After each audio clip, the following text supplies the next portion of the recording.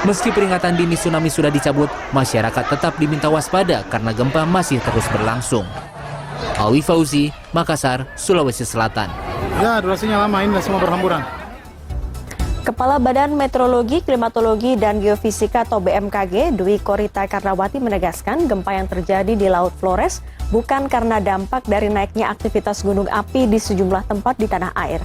Hal ini disampaikannya saat memberikan keterangan pers secara virtual pada Selasa siang. Kepala BMKG Dwi Korita menjelaskan gempa tektonik tidak berkaitan dengan meningkatnya aktivitas gunung api, seperti naiknya aktivitas Gunung Semeru, Gunung Merapi, dan Gunung Lawu beberapa waktu lalu. Dirinya menjelaskan justru sebaliknya, gempa tektonik yang kuat dapat memicu aktivitas yang meningkat dari gunung api. Tidak ada kaitannya dengan aktivitas gunung api yang saat ini sedang aktif. Namun, gempa tektonik justru yang dapat memicu diikuti dengan meningkatnya aktivitas gunung api. Namun hal itu kita tidak melihat atau belum melihat hal itu terjadi, dan untuk aktivitas gunung api analisisnya adalah dengan Pusat Vulkanologi dan Mitigasi Bencana Geologi (PVMBG) yang saat ini juga sedang menangani Gunung Semeru dan Gunung Awu. Gempa bumi yang terjadi merupakan gempa bumi dangkal akibat aktivitas sesar atau patahan aktif di Laut Flores dengan bentuk mekanisme pergeseran atau strike slip. Dampak dari guncangan gempa juga dirasakan di daerah Ruteng, Labuan Bajo, Tarantuka, Maumere, Adonara, dan Lembata.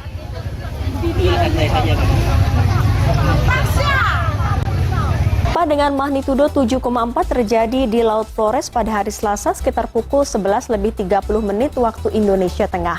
Selain di Nusa Tenggara Timur, getaran gempa terasa hingga Kota Makassar di Sulawesi Selatan. BMKG menyatakan gempa tersebut merupakan gempa bumi dangkal akibat aktivitas sesar atau patahan aktif di Laut Flores. Untuk membahasnya lebih lanjut sudah bergabung melalui sambungan telepon Astika Papumpuni, dosen Teknologi Geologi ITB. Halo, selamat malam Pak Astika. Selamat malam, Mbak.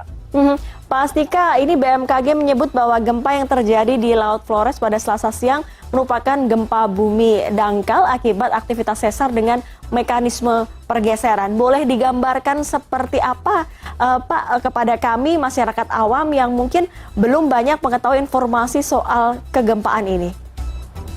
Iya, baik. Terima kasih pertanyaannya. Jadi, gempa bumi itu kan disebabkan oleh beberapa mekanisme sesar ya, atau biasa juga disebut sebagai patahan gitu ya. Tapi sebenarnya sesar ini gitu ada beberapa mekanisme ya. Jadi nanti tergantung pergerakannya itu, salah satunya apakah dia kemudian berpotensi tsunami atau tidak misalnya. Bergantung juga nanti sumbernya seperti apa ya. Sumbernya misalnya kalau di selatan Jawa, selatan Sumatera misalnya kita punya subduksi gitu ya. Nah itu secara mekanisme lebih ke sesar naik gitu. Nah bagaimana kemudian kalau kita lihat yang tadi pagi terjadi itu adalah sesar yang mekanismenya adalah sesar mendatar. Nah ada juga yang mekanismenya adalah sesar turun. Jadi ada tiga ini secara umum. Nah, bagaimana dengan sesar mendatar tuh sepertinya seperti apa sih gitu ya? Nah, sesar mendatar itu kalau kita istilahnya berpapasan gitu ya. Jadi ada kalau kita di jalan gitu kan ada satu mobil dengan mobil yang lain itu yang satu di jalur kiri, satu di jalur kanan itu berjalan berlawanan arah. Nah, kira-kira begitu gitu ya. Jadi ada satu blok yang bergerak ke, kalau dalam hal ini kemungkinan bergeraknya ke arah mana northeast gitu atau barat laut. Di sebelahnya itu bergerak ke arah relatif ke arah tenggara begitu ya. Jadi nah di tengah-tengahnya dibatasi oleh yang tadi sesar tadi. Nah itu kira-kira jadi seperti berpapasan begitu ya. Tidak kemudian bertabrakan gitu. Tapi kalau sesar naik itu bertabrakan begitu, yang satu ada yang naik di terhadap yang lain, itu kira-kira. Jadi mekanismenya seperti itu, sehingga kalau terjadi di bawah permukaan laut, kalau sesar naik itu potensi tsunami-nya jadi cukup besar gitu, karena ada perubahan vertikal di dasar laut. Sedangkan kalau di mekanisme yang mendatar itu biasanya cenderung gitu ya, cenderung tidak terlalu besar potensi tsunami-nya. Tetapi bukan berarti tidak ada. Makanya ketika tadi muncul pertama kali, BMKG juga mengeluarkan warning tsunami karena pernah juga ada sejarah bahwa kita punya sesar mendatar tapi terjadi tsunami. Misalnya di Palu ya, Palu itu sesarnya mendatar tapi terjadi tsunami. Tetapi secara umum itu relatif kemungkinannya lebih rendah begitu ya dibanding kalau kita punya sesar naik misalnya yang kemudian terjadi di bawah permukaan laut, seperti halnya terjadi di dekat lokasi yang hari ini terjadi itu di Flores ya, sesar Flores itu ada sesar naik Flores 1992 kalau tidak salah, itu menyebabkan tsunami cukup besar. Kira-kira begitu, Mbak. Ini otoritas terkait juga sudah merilis informasi soal tsunami yang sudah terjadi dengan tinggi 7 cm dan saat ini warga juga tentunya masih belum berani kembali ke permukimannya masing-masing. Sebenarnya berapa lama? Apakah ilmu pengetahuan bisa mengetahui gempa itu dianggap sudah aman atau potensi tsunami sudah dianggap reda? Apakah ada ilmu yang sudah bisa memastikan atau tidak, atau paling tidak bisa mengetahui perkiraan begitu? Ya, baik. Jadi sebenarnya secara umum ini agak unik gitu ya.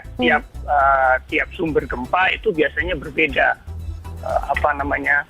Kapan kemudian dia berhenti, aftershock-nya gitu ya, gempa susulannya kemudian berhenti, itu agak berbeda-beda begitu ya. Nah, umumnya kemudian kita plot menggunakan statistik begitu ya, kira-kira penurunan energinya itu seperti apa. Nah, itu bisa ada plotnya, kemudian nanti dilihat gitu ya, oh ini sepertinya energinya sudah habis gitu ya, atau ini masih jalan terus karena trennya masih tinggi misalnya ya, itu bisa terjadi seperti itu.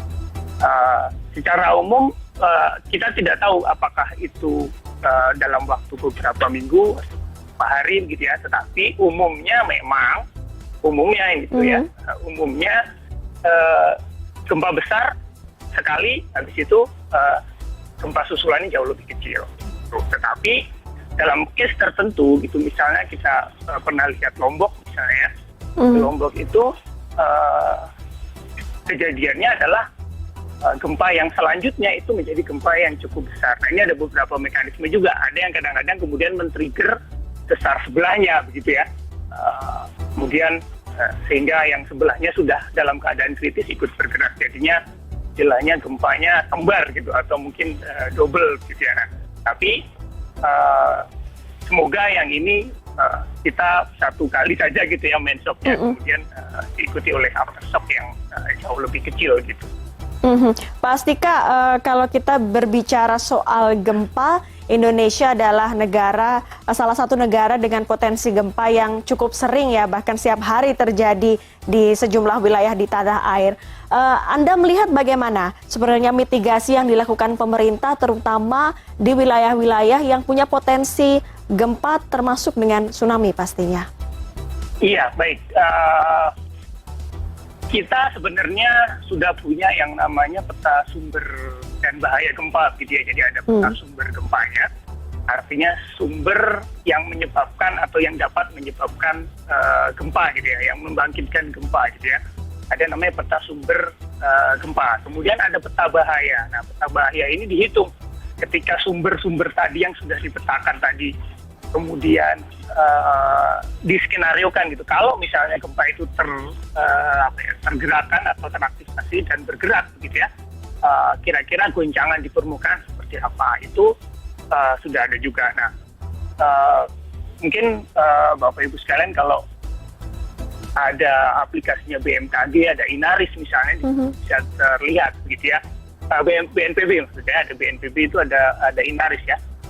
Itu bisa terlihat bahwa daerah saya ini sebenarnya daerah yang merah misalnya ya, secara potensi kegempaan atau bahaya gempanya seperti apa, merah, hijau atau apa gitu. Nah, secara umum memang seluruh Indonesia hampir seluruh daerah itu punya potensi kegempaan. Jadi peta ini kalau dari kami yang geologi sebenarnya adalah kemudian kita update terus ya,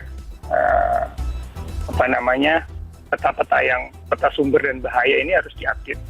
Nah, kebetulan peta yang dikeluarkan terakhir itu 2017 ya. Jadi ada peta yang mengeluarkan adalah Pusat Studi Gempa Nasional. Kita bersama-sama dari banyak institusi, dari banyak tenaga ahli, kemudian berkumpul bersama menyusun yang namanya peta sumber dan bahaya gempa nasional. Nah, di situ sayangnya memang gempa yang saat ini terjadi itu secara peta sumber gempa itu belum terpetakan. Jadi bahkan yang sudah sangat banyak gitu ya.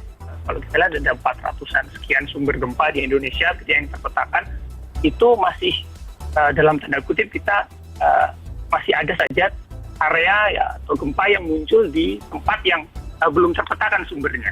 Nah, artinya apa? Artinya yang sudah terpetakan ini potensinya mestinya jauh lebih kelihatan begitu ya.